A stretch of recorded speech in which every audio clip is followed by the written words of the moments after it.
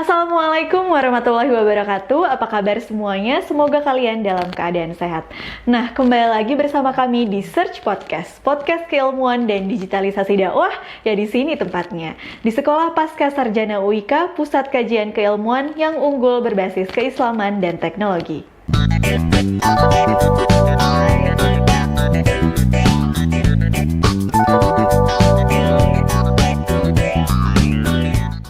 Ya, bismillahirrahmanirrahim. Kembali lagi sahabat Search Podcast. Dalam episode kali ini kita akan membahas seputar mengenai bank syariah. Dan di tengah-tengah kita sudah hadir Bapak Dr. Haji Insinyur Trisiladi Supriyanto MSI selaku Ketua Prodi Magister Ekonomi Syariah Universitas Ibnu Khaldun Bogor dan juga sekaligus sebagai pengurus Majelis Ulama Indonesia Pusat. Betul ya Bapak? Betul. Iya. Ya, betul. Selamat datang Bapak di podcast. Selamat datang. Sehat Bapak, bagaimana kabarnya? Alhamdulillah sehat walafiat. Iya, senang sekali saat ini kita akan membahas mengenai seputar bank syariah. Mungkin akan saya paparkan terlebih dahulu ya Bapak pertanyaannya. Mungkin yang pertama nih Pak, tentunya kita kan sebagai Indonesia salah satu negara yang memang mayoritas muslimnya terbesar gitu ya Pak. Kenapa kita sebagai umat muslim ini penting untuk menabung di bank syariah sih Pak sebenarnya? Oke, baik. Terima kasih atas pertanyaannya. Pertama, tentu hal ini kita harus lakukan untuk melindungi atau masyarakat dari praktek-praktek yang dilarang oleh agama. Sehingga hubungan kita dengan bank syariah, terutama dalam bertransaksi, itu adalah salah satu bentuk penerapan hukum-hukum syariah di bidang keuangan syariah, dalam hal ini perbankan syariah. Contohnya, kalau kita ingin melakukan transaksi perbankan, ya sebaiknya kita melakukannya dengan bank syariah. Kenapa? Karena kita otomatis akan terhindar dari larangan di dalam agama, yaitu larangan untuk mempraktekkan riba. Dan selain juga nanti ada larangan-larangan yang lain yang otomatis di bank syariah itu akan terhindarkan ya. Contohnya transaksi yang bersifat spekulasi, maisir atau goror ya. Sehingga masyarakat, terutama masyarakat muslim, insya Allah akan terhindar atau terlindungi dari praktek-praktek yang dilarang di dalam agama. Itulah perlunya kita bertransaksi di bank syariah. Oke, berarti mungkin poinnya adalah bagaimana sebagai umat muslim juga mencerminkan dari tindakan khususnya untuk praktek-praktek yang dilarang oleh agama tadi ya Pak ya. Menghindarkan dari praktek-praktek tersebut ya, seperti yang tadi Bapak jelaskan, yaitu adalah riba, goror dan juga maisir. Iya, betul. Ya. Ya, mungkin pertanyaan selanjutnya Pak, kira-kira bagaimana nih Pak sistem pembiayaan yang katanya nih erat banget kaitannya dengan tanpa melanggar prinsip syariah? Sebenarnya seperti apa sih Pak sistemnya? Baik, bank syariah sebenarnya memberikan alternatif terhadap praktek perbankan di konvensional yang mempraktekkan riba, yaitu adalah nasabah itu di dalam meminjam ke bank itu akan dikenakan bunga ya. Seperti kita ketahui bahwa Fatwa MUI nomor 1 tahun 2004 telah melarang adanya bunga di dalam pembiayaan atau di dalam hal ini kredit ya di bank konvensional. Oleh karena itu bank syariah menawarkan namanya pembiayaan sebagai pengganti dari kredit, di mana akadnya bukan akad utang piutang yang dikenakan bunga, tetapi diganti dengan akad jual beli. Oh, ya. Jadi perbedaan akad itu ya Pak, perbedaan yang membedakan akad. antara sistem pembiayaan tadi betul, ya Pak? Sehingga nanti baik bank itu akan mendapatkan namanya pendapatan halal. Pendapatan halal, karena kita ketahui pendapatan yang dari bunga itu kan haram. Tadi contohnya yang transaksi, kalau kita menabung, kita mendapatkan bunga. Nah, itu adalah pendapatan haram. Nah, tapi kalau kita di bank syariah, pendapatan itu menjadi halal. Ini sama juga di yang pembiayaan tadi yang ditanyakan Sabrina. Itu kan pembiayaan atau kalau di konvensional disebut kredit, itu dikenakan bunga, ya kan? Karena transaksinya utang piutang. Jadi utang piutang yang ada tambahan itu namanya riba. Nah, sehingga itu di bank syariah dibuat suatu transaksi di mana itu bisa menjadi halal, tetapi harus melalui transaksi jual beli. Jadi nanti bank syariah akan membelikan barangnya atau jasanya terlebih dahulu, kemudian bank syariah akan menjual kepada nasabah secara tertunda. Nah itu, tapi transaksinya jual beli, sebagaimana ayat ya, walau bay wa harama riba. Jadi Allah menghalalkan jual beli dan mengharamkan riba. Nah jadi itu praktek dari ayat itu. Betul. Berarti memang perbedaannya adalah dari akadnya tadi ya Pak ya? Iya, akadnya. Kalau dari konvensional mungkin dia akadnya bunga gitu akadnya ya, utang piutang. Akadnya utang piutang dengan tambahan. Iya betul. Ya. Tapi kalau di bank syariah ini akadnya jual beli. Akadnya jual beli. Berarti perbedaan itu ya Pak yang memang harus diperhatikan sebagai umat muslim ya Pak? Iya betul. Oke. Mungkin yang selanjutnya nih Pak, kira-kira bagaimana sih Pak jasa layanan bank syariah sendiri? Apakah memang jasa yang disediakan oleh bank syariah itu mirip-mirip dengan bank konvensional atau memang ada perbedaan tersendiri Pak? Baik. Jasa layanan. Kalau jasa layanan secara umum hampir sama. Artinya itu adalah transaksi yang sifatnya operasional ya. Seperti contohnya kita mengirimkan uang dari bank syariah ke bank konvensional. Nah, tentu proses transaksinya sama. Di situ tidak ada perbedaan, tetapi ya, tetap ada perbedaan di akadnya. Jadi akadnya itu kalau di bank syariah kebanyakan kalau jasa pelayanan itu akadnya wakalah.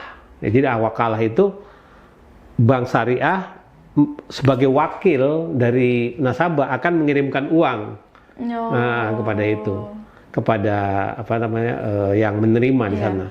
Atau layanan lain tidak hanya jasa pengiriman uang, tapi juga bisa contohnya ATM. ATM itu adalah pelayanan juga. Jadi pelayanan untuk mengambil uang. Terus kemudian menyetor uang itu ya. Nah, itu kan ada ininya, ada jasanya. Nah, iya. Tetapi di situ tidak terlalu perbedaan terlalu besar. Iya, terlalu signifikan. Berarti yang memang membedakan yang menjadi besar karena yang harus menjadi perhatian masyarakat itu yang transaksi tadi, transaksi tabungan dan transaksi kredit. Karena di situ 95% mengandung riba. 95%. Jadi itu harus dialihkan ke bank syariah. Supaya kita terhindar dari transaksi yang mengandung riba. Ya, berarti yang perlu diperhatikan adalah yang 2 poin mengenai tabungan dan juga kredit ya. Iya, 2 itu saja. Yang jasa itu tidak terlalu ini. Berarti memang itu adalah poin yang seharusnya dipertimbangkan kepada para nasabah di Indonesia untuk beralih kepada bank syariah, betul begitu ya Pak ya. Termasuk contohnya untuk nasabah yang tidak mengambil kredit.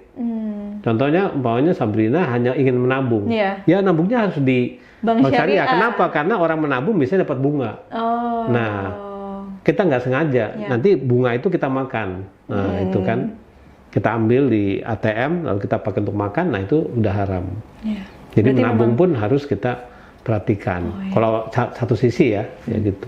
Jadi meskipun hanya menabung ya Pak, meskipun hanya menyimpan uang di bank pun meskipun uang menyimpan harus tetap diperhatikan. Karena mungkin nanti uangnya tersebut akan kita pakai, kita makan gitu ya. Iya, karena itu selalu diberikan bunga kok tetap.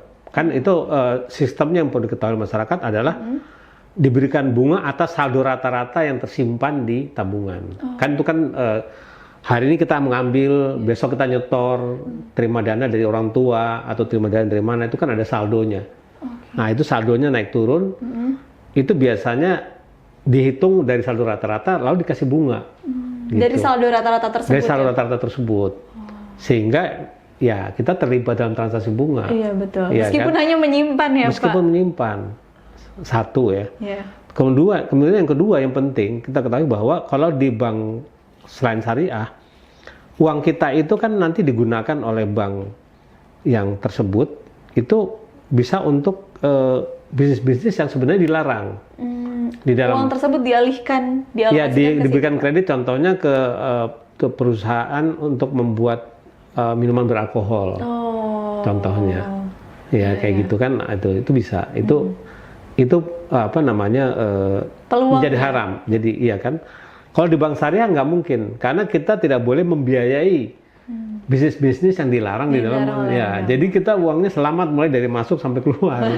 Luar Berarti biasa. emang sudah terjamin ya Pak ya? Terjamin. Ya? Iya, jadi kita pasti uang kita dimanfaatkan untuk itu. Iya betul. Nah itu dia ya mungkin sahabat Search Podcast, di mana mungkin tetap harus memperhatikan meskipun hanya menabung dan juga menyimpan uang di bank, tetap harus memperhatikan bahwa untuk menyimpan uang tersebut untuk dialihkan kepada bank-bank syariah. Betul, gitu ya. Oke, mungkin Pak, setelah tadi membahas mengenai tabungan, kredit dan lain sebagainya, mungkin yang selanjutnya adalah kira-kira apa saja Pak program kemitraan dari bank syariah ini? Baik. Program kemitraan yang ingin saya sampaikan yang penting-penting ya, terutama karena kan kemitraannya ini banyak. Betul. Itu kemitraan di bidang zakat dan wakaf. Ya. Jadi bank syariah itu juga bertindak sebagai penerima zakat, infak dan sodakoh yang akan nanti berikan oleh si nasabah tadi. Ya. Itu bahkan saya lihat itu sudah dalam bentuk ATM. Pokoknya Anda habis ambil uang terus ada tawaran apakah Anda mau sodakoh, gitu ya, atau Anda mau sodakoh, iya, atau mau sodakoh atau Anda berzakat. Nah itu mitra itu biasanya Basnas. Basnas itu Badan Amil Zakat Nasional. Jadi kita bisa bertransaksi di bank syariah itu kebutuhan-kebutuhan kita, termasuk yang kewajiban-kewajiban agama yang sifatnya non bisnis seperti zakat, infak, sedekah itu bisa dilaksanakan di bank syariah. Di mana nanti bank syariah akan menyampaikan dana tersebut ke Basnas. Berarti dialokasikan ke sana. Iya, itu tempat penampungan aja. Tapi kan kita ya bisa melaksanakan sedekah dan apa yang lain, zakat mungkin infak yang sifatnya umum, atau mungkin donasi ke Palestina atau kemanapun itu biasanya sudah ada. Oke. Berarti mungkin bisa sekalian dari menabung kita bisa sekalian bersedekah ya Pak ya? Iya, itu mungkin kemudahan dari bank syariah. Itu kemudahan. Karena kalau di bank konvensional nggak mungkin. Tidak ada seperti itu. Nggak ada. Kita kalau ini kita harus ke tempat lembaganya sendiri. Ini dalam satu kesatuan. Iya, berarti mungkin kalau di bank syariah sendiri sudah ada jasa pelayanannya ya Pak ya? Sudah ada pilihannya, iya. Di baik itu melalui m-banking atau di ATM sudah ada pilihannya kok. Jadi kalau kita mau berzakat, ini tinggal ini aja. Tinggal sekali klik ya Pak? Iya, tinggal sekali klik. Nanti tinggal lihat apa kategorinya zakat atau kategorinya infak atau sedekah ya kan. Itu nanti bisa. Selain itu juga tambahan lagi ya. Ada namanya wakaf uang. Apa tuh Pak wakaf uang? Wakaf uang tuh contohnya masjid kita ini Al-Hijri. Ya kan? Itu bisa kerjasama sama bank untuk dalam hal penerimaan wakaf uang untuk pembangunan masjid. Itu sebenarnya wakaf melalui uang. Jadi uang itu akan digunakan oleh si nazir yang sedang membangun masjid ini, itu dari hasil pengumpulan uang yang ada di bank syariah. Begitu. Berarti memang layanan tersebut sudah dikerjasamakan. Ya, Nanti dia tinggal milih umpamanya. Kalau sudah dikerjasamakan, apalagi kan umpamanya masjidnya besar ya kita ingin. Dan itu bisa untuk yang lain-lain, seperti pembangunan rumah sakit. Kerjasama dengan universitas itu bisa kerjasama dengan bank syariah tersebut untuk penerimaan wakaf uangnya. Berarti mungkin memang tadi sekalian menabung sekaligus kita jadi ada transaksi yang bisnis. Iya kan, tadi bisnis itu termasuk menabung dan kredit secara syariah itu. Betul. Itu namanya tijaroh ya. Tapi ada juga transaksi tabaru ya. Tabaru itu transaksi tadi sedekah, infak, wakaf itu tabaru. Transaksi untuk kebaikan. Jadi dua-duanya dunia dan akhirat bisa kita laksanakan di bank syariah. Luar biasa. Betul. Nah itu dia mungkin tadi untuk mempelajari lebih dalam nih mengenai konsep dari ekonomi syariah sendiri, teman-teman bisa langsung mengunjungi atau juga visit aja nih langsung di program Magister Ekonomi Syariah Universitas Ibnu Khaldun Bogor ya Pak ya. Karena mungkin di dalamnya nanti akan dipelajari lebih banyak lagi mengenai ekonomi syariah sendiri. Gitu ya Pak ya? Betul ya. Mungkin nanti kita akan belajar lebih banyak dan juga bisa membedakan nih Pak khususnya ya antara penggunaan dari bank syariah dan juga bank konvensional akan secara detail dibahas ya Pak secara khusus. Iya. Oke Pak, mungkin tadi kita telah membahas mengenai kemitraan. Balik lagi nih ke topik bahwa tadi memang sudah ada dari duniawi maupun juga ukhrawinya juga iya. ada ya Pak ya. Dan mungkin ini pertanyaan terakhir nih sahabat Search Podcast. Terakhir nih Pak, apa sih Pak keuntungan atau juga feedback yang akan dirasakan bagi nasabah Bank Syariah? Mungkin kalau tadi sudah ada layanan atau fasilitas untuk berinfak dan juga bersedekah, apa kira-kira ada lagi nggak sih Pak keuntungan atau feedback lainnya? Ada, yaitu adalah di Bank Syariah. Nasabah Bank Syariah bisa berinvestasi juga lewat Bank Syariah, baik itu berinvestasi di pasar modal maupun di pasar uang. Jadi ini yang mungkin agak lebih spesifik ya dibanding bank konvensional, karena nanti itu namanya deposito. Tadi belum kita bahas ya. Jadi kan tadi itu tabungan atau transaksi. Nah ini ada deposito yang bisa dihubungkan dengan investasi di pasar modal. Iya, baik itu nanti jadi ini namanya reksadana, sifatnya jangka panjang gitu ya Pak? Iya, karena kan uang kita itu ya untuk orang-orang yang sudah ada lebihnya kan tentunya. Biasanya itu selalu ada ya orang-orang yang kayak gitu tuh, bahkan cukup banyak. Kita contohnya gajinya banyak, ya contohnya gajinya mungkin 40 juta ya kan, untuk makan 20 juta sudah habis. 20 juta ini yang ingin investasi kan. Daripada mungkin untuk anak, uangnya dialihkan ke hal-hal lain gitu ya Pak, daripada nanti untuk yang tidak produktif atau untuk yang kurang bermanfaat, untuk yang itu sudah disediakan bahkan. Nah, dan ini investasinya langsung juga syariah. Nah, pasar modalnya syariah. Jadi kita untuk kebutuhan hidup kita itu semua bisa dilayani. Gitu. Sudah terpenuhi ya Pak? Iya, kalau kita investasi kan, contohnya kita punya anak, tentu kita ingin investasi. Betul. Karena anak ini kan SD aja 6 tahun, SMP 3 tahun, ya kan? Nah investasinya pasti jangka panjang. Nah itu yaitu di pasar modal. Sudah disiapkan juga sudah ya Pak? Ada kerjasama dengan Bank Syariah, ada. Jadi tinggal kita untuk pemanfaatannya. Biasanya deposito, biasanya mereka kerjasama sama reksadana atau kerjasama sama sekuritas. Dan kerjasamanya secara syariah juga ya Pak? Ya itu yang saya maksud tadi. Jadi pasti investasinya di pasar modal yang syariah. Karena di pasar modal juga ada produk-produk yang mengandung riba. Contohnya surat berharga menggunakan bunga. Nah itu kalau di Bank Syariah insya Allah udah aman. Sudah terhindari dari hal-hal itu ya. Jadi kalau kita ingin itu, kita nggak usah repot-repot. Hasil kita semua pendapatannya halal. Alhamdulillah. Nah ini pendapatan halal penting nih. Berarti memang sudah terjaga dan terjamin ya Pak ya. Jadi perlu jargonnya itu bagaimana kita membawa pendapatan halal ini ke rumah kita. Nah kita kan supaya berkah gitu. Kalau kita bawa pendapatan haram, nanti nggak berkah. Iya betul. Karena itu nanti akan terbawa juga ya Pak ya kepada sifat. Oh iya, nah itu biasanya itu ke sikap katanya, perilaku kita. Perilaku kita tuh ya jadi apa ya, mungkin bisa jadi zolim, bisa jadi nanti suka korupsi gitu. Itu biasanya dari pendapatan haram. Gitu. Nanti kita jadi pribadi kita itu jadi sifat-sifat negatif. Sifat-sifatnya cenderung mengambil yang tidak halal. Karena dari yang makanan halal itu, dari hasil tadi ya makanan Pak, tadi biasanya macam-macam. Itu termasuk termasuk bisa jadi keturunan kita nanti jadi nggak soleh dan lain sebagainya. Jadi kita perlu memperhatikan apa yang kita bawa ke rumah. Betul. Gitu. Nah, itu harus melalui Bank Syariah. Betul. Itu dia ya Pak. Mungkin sudah tidak ada lagi alasan nih bagi sahabat Search Podcast untuk tidak menggunakan Bank Syariah, segera beralih ya Pak. Iya, segera beralih ke Bank Syariah. Iya, harus segera beralih. Ya mungkin itu dia tadi perbincangan kita, dan juga Sabrina mau ingetin lagi nih untuk teman-teman yang ingin belajar lebih dalam dan juga mengupas tuntas. Mungkin kalau tadi kita hanya berbicaranya selewat aja ya Pak ya, sekilas.